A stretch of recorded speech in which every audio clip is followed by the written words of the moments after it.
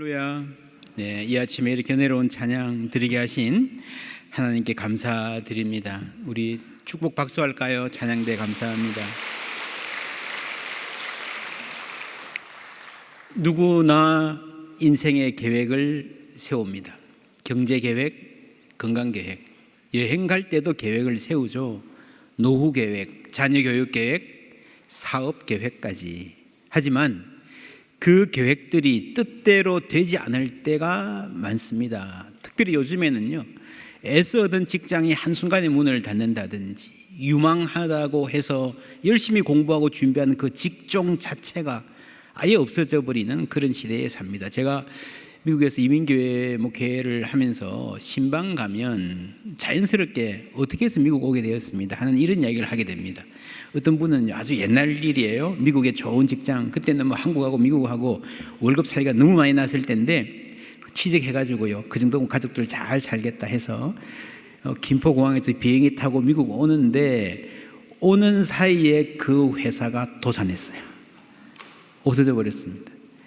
어떤 유학생은요, 아주 교수님이 잘 봐가지고 너 빨리 가서 유학하고 우리 과에 교수로 들어와라, 내가 밀어줄게 그랬는데 열심히 공부하고 있는데 교수님이 돌아가셨어요. 어떻게 해요? 뭐 흔히 있는 일입니다. 우리가 내일 일을 알지 못하잖아요. 나라 일도 마찬가지입니다. 한 20여 년 됐나요? 한미 FTA 할 때에 그거 하면 나라 망한다. 얼마나 난리 쳤는지 모릅니다. 근데 지금은요, 뭐 때문에? 이제 한미 FTA 자유무역 체제가 없어진다고 또 나라 망한다 그러고 있습니다. 놀랍죠? 사실은 이 FTA 중심한 자유무역 시대에 혜택을 가장 많이 본 나라가 한국이에요. 내일 일을 알지 못합니다. 오늘 말씀에 이런 말씀 나오죠. 13절 다 같이 읽어볼까요? 들으라, 너희 중에 말하기를 오늘이나 내일이나 우리가 어떤 도시에 가서 거기서 1년을 머물며 장사하여 이익을 보리라 하는 자들아. 네. 여러분, 계획을 세우는 것이 잘못은 아닙니다. 계획 세우기를 실패하는 것은 실패를 계획하는 것이다. Failing to plan is planning to fail 이라는 말까지 있습니다. 여러분, 요리 하나를 해도요, 필요한 것도 웬만큼 챙겨놓고 해야지, 하다가 이거 없네? 슈퍼 갔다 오고 뭐 찾아 나서고 그러면 안 되죠. 망칩니다. 계획은 필요합니다. 그러나 전제 조건이 있습니다. 내 뜻대로 안 될 수도 있다는 인식 있어야 됩니다. 이게 없으면요, 계획은 집착이 되고 고집이 되고 계획 자체가 나를 얽어매는 사슬이 될 수 있습니다. 한 몇십 년 됐나요? 이 한국 교회에서 이상한 풍습이 생겼습니다. 담임 목사님 청빙할 때 목회 철학을 적어내십시오 하는 교회들이 많이 생겼어요. 사실 철학이라고 할 만한 수준으로 생각이 정리되어 있는 목회자는 극소수입니다. 그 철학을 현실화시킬 수 있는 목회자 한다 하더라도 그걸 제대로 따라갈 수 있는 교회가 거의 없습니다. 근데 뭐 왜 그렇게 했나? 그냥 이 보루 청빙 광고 낼 때 뺏기거든요. 다른 교회 생각 그대로 뭐 좋아 보이니까 생각 없이 쓰는 거예요. 그냥 철학이라는 말이 무분별하게 사용되는 현상 자체가 철학의 빈곤을 말합니다. 뭐 대단한 철학이 있겠습니까? 목회 시작하면서 배워가면서 하는 거예요. 목회를 해보면 누구나 벽에 부딪힙니다. 저도 교회 부임한 지 2년이 안 되어서 코로나19를 딱 만났습니다. 뭐가 소용이 있습니까? 어떤 계획이 소용이 있겠습니까? 완전히 다른 환경이죠. 여러분, 그래서 계획이란 게 그렇습니다. 계획은요, 자꾸 그 계획에 몰두하다 보면 이 환상이 생깁니다. 지난 주일에 의심에 대한 말했죠. 다른 말로 하면 나의 인식 능력 한계, 내가 모르는 게 있다. 하나님을 의심하는 게 아니고요. 보여주세요, 슬라이드. 나의 인식 능력 한계에 대한 명확한 인식이 있어야 된다는 거죠. 오늘 말씀은 나의 통제 능력, 내가 내 삶을, 내 건강을, 내 인생을 컨트롤할 수 있다는 그런 한계에 대한 인식, 컨트롤할 수 있을 것 같은 느낌, 그 환상을 벗어나야 된다는 겁니다. 이 말씀에 어떤 도시에 가서라고 말합니다. 지금 어디 있어요? 다 다른 데 있어요. 다른 데. 여기서는 뭐가 안 돼요. 그래서 떠나야 돼. 여기는 안 되지만 저기 가면 될 것 같아. 물론 그 도시에 가면 여기에서 없던 기회가 있을 거예요. 그러나 여기서는 알지 못했던 어려움도 있는 거예요. 가봤니? 가보고 말하니? 아니 그렇다고 들었어. 주로 그런 식으로 계획하잖아요. 가봐도요, 여러분 여행 가서 보는 거하고요 실제로 사는 거는 달라요. 심지어 살아보아도 모를 수가 있습니다. 제가 미국에서 목회할 때 그런 집사님이 있었습니다. 한국에서 최고의 기업, 세계적인 기업이었습니다. 부장으로 일하다가 아주 잘 보여서 시카고 지사에 파견 근무 받았습니다. 와서 보니까 너무 좋은 거예요. 아이들 교육하기도 좋고요, 시간 나면 골프 치고요, 뭐 너무너무 좋아요. 그래서 이분이 딱 정한 파견 근무 마치고 한국에 복귀하자마자 사표 내고 아파트 팔고 다 정리해서 미국 왔습니다. 사업 시작했습니다. 그리고 엄청 고생 많이 했습니다. 정말 순수하고 유능하고 성실한 분이었는데 눈이 이만하고요, 덩치도 크고요, 얼마나 사람 좋게 생겼는지 몰라요. 주일에 우리 교회 새벽부터 와가지고 교회 다 챙기고 하는 정말 멋진 분이었습니다. 그런데 경제적 어려움을 만나면서 부부 사이도 아주 힘들어졌어요. 이분이 그래요. 목사님, 직원으로 와서 파견받아 와서 한국에서 주는 월급 받아 살 때하고 여기 와서 이민자로 살아보니까 완전히 달라요. 같은 시카고인데 이렇게 다를 수가 있나요? 라고 말합니다. 거기 가면 될 거다라는 이런 조건절에 종속된 성공, 행복, 현실적이지 않습니다. 그것을 환상이라고 합니다. 내일 일을 너희가 알지 못하는도다. 너희 생명이 무엇이냐? 너희는 잠깐 보이다가 없어지는 뭐라고요? 안개니라. 금방 사라질 수밖에 없는 존재라고 하는 거예요. 어떻게 해야 됩니까? 계획하지 말란 말 아니에요. 15절 함께 읽습니다. 너희가 도리어 말하기를 주의 뜻이면 우리가 살기도 하고 이것이나 저것을 하리라 할 것이거늘. 예, 주의 뜻이면 여러분 계획하지 말란 말이 아니고요, 우리의 인생 계획에 하나님을 초청해야 된다는 거죠. 찰스 테일러라고 하는 캐나다 신학자가 있습니다. 이분이 쓴 Secular Age라고 하는 대단히 중요한 책이 있습니다. 이 책이 놀랍게도 아직 한국에서 번역이 안 됐어요. 몇몇 분들이 지금 펀딩해서 아마 내년에 번역이 될 것 같아요. Buffered Self. 이 근대 인간은 외부로부터 스스로를 차단한 자율적 인간이다라고 말합니다. 무엇보다 신을, 하나님을 쫓아냈다는 거예요. 차단해버렸다는 거죠. 그리고 독립했다라고 선언을 했는데 진짜 독립했나? 그게 환상이라는 거죠. 여러분, 중세시대가 유년기라면요, 근대는, 현대는요 사춘기 청소년 비슷합니다. 내가 다 할 수 있어, 엄마 간섭하지 마, 내가 부모보다 더 똑똑해. 그게 환상이라는 거죠. 우리는 하나님 필요 없어, 잘할 수 있어. 하나님을 쫓아냈는데 하나님만 없어진 게 아니고요, 공동체도 없어지고 이웃도 사라지고 전통도 없어지고 자연과의 관계도 말할 수 없이 악화되어 버린 소위 그 자율의 환상.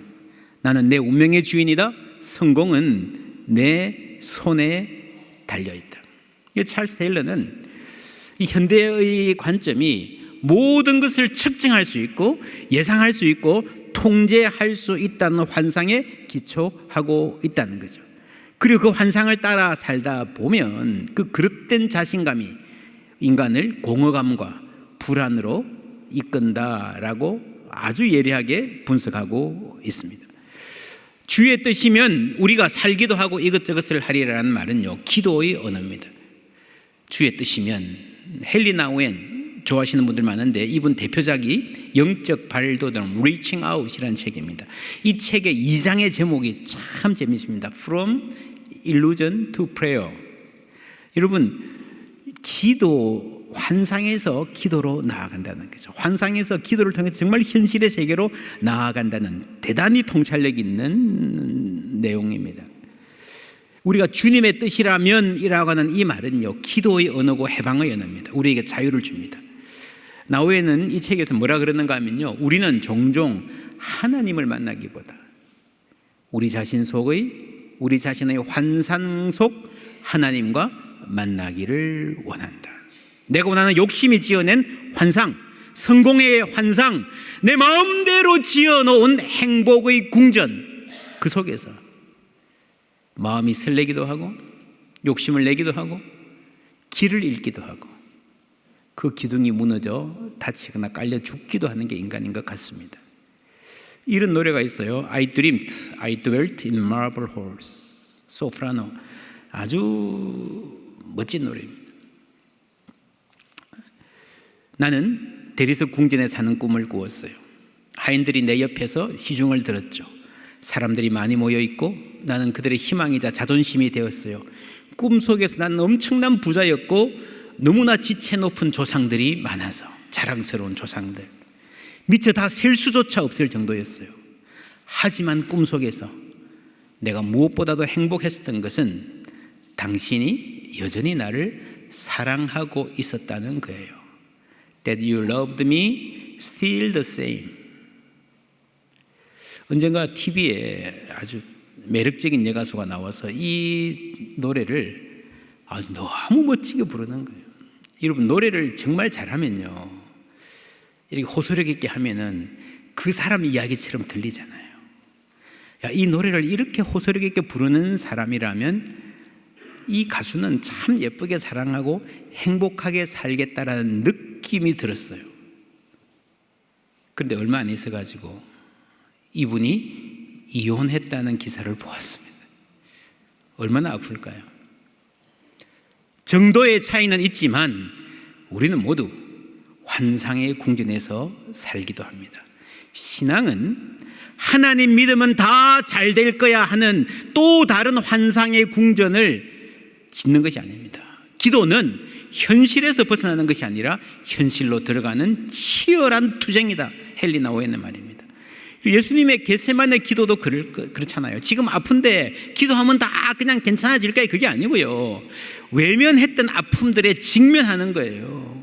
그리고 여러분, 기도를 제대로 하면요, 내 속에 있는 아픔들, 상처들, 숨겨놓았던 불안들, 내가 부정했던 죄악들이 떠오르게 돼 있어요. 내 안에 있는 미움도 생각나게 돼 있어요. 그러면서 내가 괜찮은 사람이라는 환상이 깨어지는 거죠. 그래서 나를 알게 되고 참 현실을 살아가는 길을 하나님께서 여시는 방법이 기도인 줄 믿습니다. 그럴 때에 하나님이 내가 지금 바로 여기서 내가 처한 자리에서 살아갈 수 있는 힘과 지혜를 주시는 거예요. 어디 다른 데 가서 저 도시에 가면 내가 이것만 벗어나면 뭘 다른 걸 하면 멋지게 살 수 있을까요? 그게 아니고 바로 하나님이 부르신 오늘 이 자리에서 내 옆에 있는 이 사람들과 함께 의미 있는 삶을 살아갈 힘과 지혜를 하나님께서 기도 가운데 공급해 주시는 거예요. 환상을 벗어나지 못하고 살아가는 사람들의 가장 큰 특징은요, 자랑하는 겁니다. 이제도 너희가 허탄한 자랑을 하니 아직 돈 벌지도 않았는데 성공할 거야 막 자랑하고 다니는 거예요. 그러한 자랑은 다 뭐라고요? 악한 것이라. 허탄한 자랑, 굉장히 번역하기 어려운 말인데, 그래서 영어 성경보다 다 달라요. 거만한 자랑, 꾸며낸 자만심, pretentious, 없는 건데 막 꾸며낸다는 거죠. 그럴듯하게 텅 빈 자신감. 우리가 세상에서도 자랑하지 말라 그러잖아요. 자식 자랑하는 거 아니다. 어떻게 될지 모른다. 건강 자랑하지 말라. 여러분, 성경은요, 내 생명 자체가 내 것이 아니라 라고 말씀하십니다. 자랑하지 마, 그건 나쁜 거야. 그 이전에 생각 좀 해보라는 거예요. 여러분, 그렇게 막 자랑해놓고 감당할 수 있겠습니까? 섣부르게 자랑해놓고 여러분 부끄러워진 적 많잖아요. 불안하죠. 안 될까봐, 내가 허술한 게 드러날까봐 조급해지죠. 자랑이라는 증상, 자랑은요 아픈 증상입니다. 자랑해야만 살 수 있는 그 증상이에요. 그러면 그 원인이 무엇인가를 살필 수 있어야 됩니다. 자랑하지 말아야 할 것을 자랑할 때에 나는 어떤 상태인가, 그 증상의 원인을 볼 수 있어야 한다는 거죠. 여러분, 내가 이걸 꼭 자랑해야 행복하다는 말은요, 이 자랑을 빼면 행복하지 않다는 말이죠. 자식 자랑 언제 합니까? 정말 여러분 내 자식이 예쁘고요, 모든 면에서 만족하고요, 얼굴 볼 때마다 감사하면요, 자랑 안 해도 괜찮아요. 근데 이놈이 말도 안 듣고 하는 짓마다 꼴보기 싫고, 저놈이 누굴 닮아서 저렇게 버릇없나 싶고요, 그러는 아이가 하루는 성적을 잘 받아왔어. 그거 자랑해야 돼. 대단한 무리를 해가면서 명품백을 들어야만 하는 사람, 그게 자유롭지 못한 거죠. 무슨 말입니까? 그 명품백 자랑하는 기쁨이 없으면요, 불행하다는 거예요.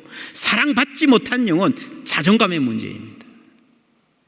그럴 때 사람은 자신의 열등감을 달래고 내 불안을 잠재우기 위해서, 혹은 나의 초라함을 숨기고 감추고 포장하기 위해서 너무 많은 에너지를 씁니다. 그러다 보면요, 정작 해야 할 일을 못하는 거예요. 정말 소중한 것을 놓치는 거예요. 여러분, 인생을 계획하고 열심히 일하고 달려가는 것, 열정을 불태우는 것 좋습니다. 도시든 대도시든 미국이든 유럽이든 중동이든 가서 열심히 살고 도전하는 것 칭찬할 만합니다. 그러나 그 열심이라고 하는 것이 어떤 환상, 나는 능력 있고, 나는 부끄러움 없는 사람이다, 나는 의미 있는 존재이다, 괜찮은 사람이다 라는 환상을 만족시키기 위해서라면, 일하지 않고 달려가지 않으면 불안해서 못 산다 그러면, 그 조급한 가운데에 여러분 인생에 가장 소중한 것을 놓쳐버릴 수가 있습니다.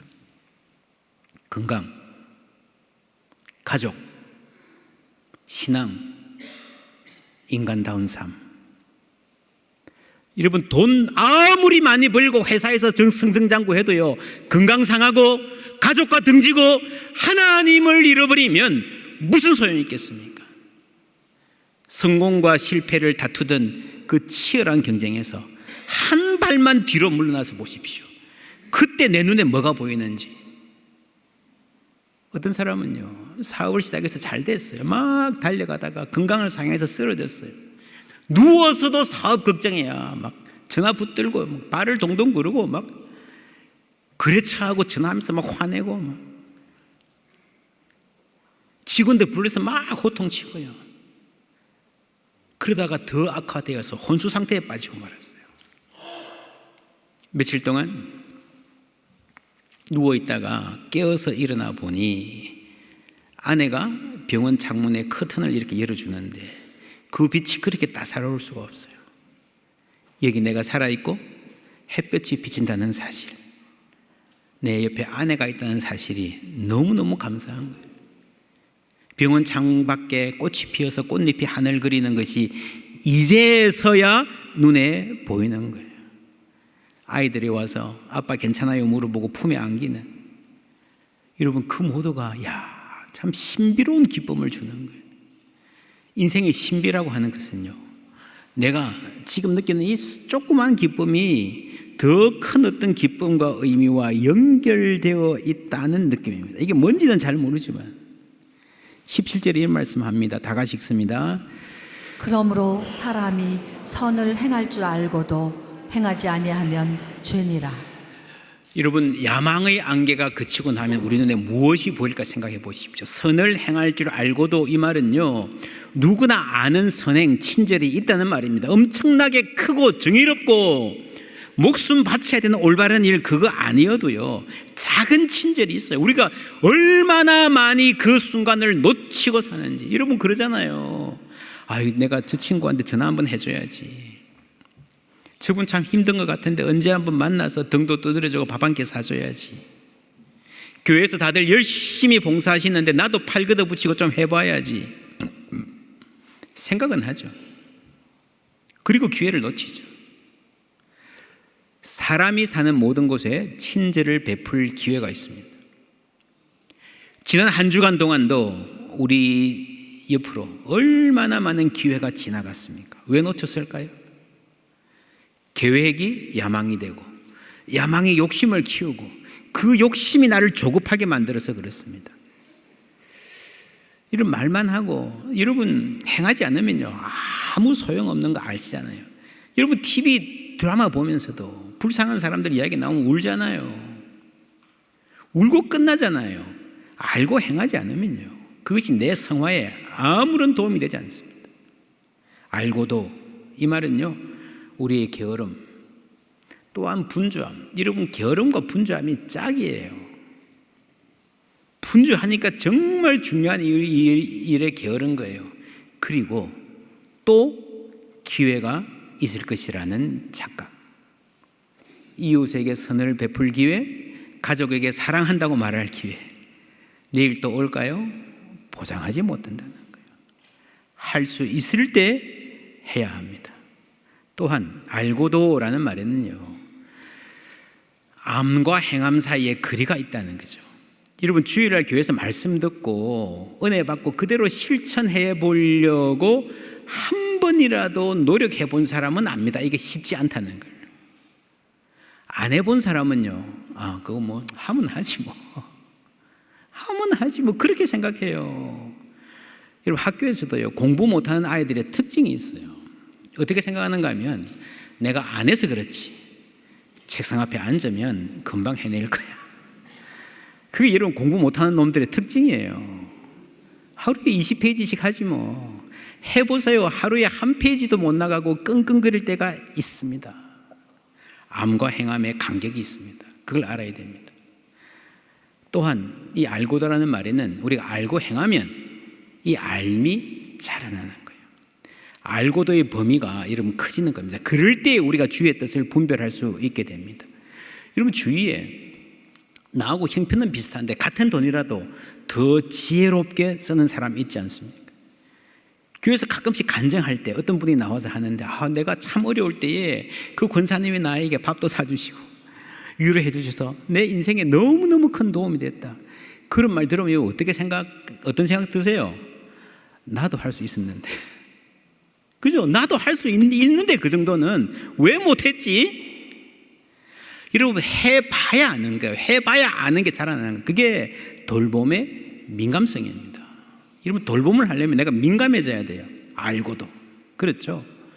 그래서 여러분 그러면서 주의 뜻이라면 이게 정말 무슨 말인지 알게 되는 겁니다. 그냥 여러분 누가 부탁하는데 해주기 싫으니까 주님 뜻이라면 도와줄게 이런 말 아니고요. 하기 싫으니까 게으름을 합리화하는 게 아니고요.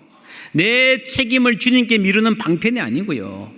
정말 우리가 선을 하나님의 뜻을 알고 행하기 시작하면 하나님의 뜻을 알 수 있는 분별력이 자라나게 될 줄 믿습니다.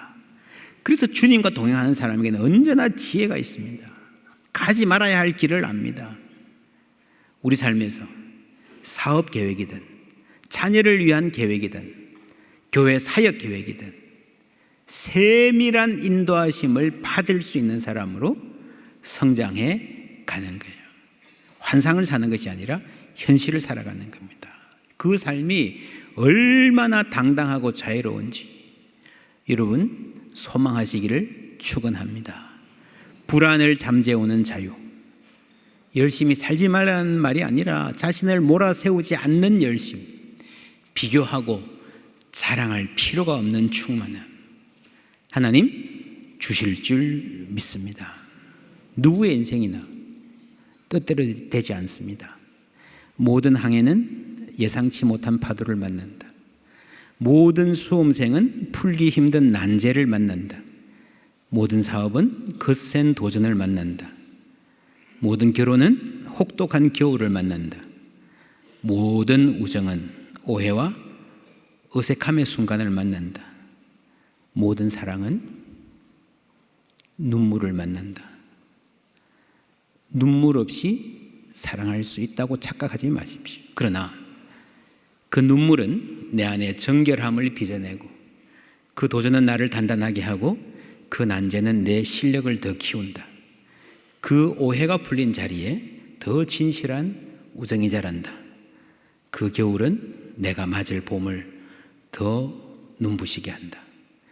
모든 인생은 그렇게 기대하지 않은 신비를 만난다. 주님의 뜻 안에서. 여러분, 내 꿈보다 나를 향한 하나님의 꿈과 계획은 더 크고 더 멋진 줄 믿습니다.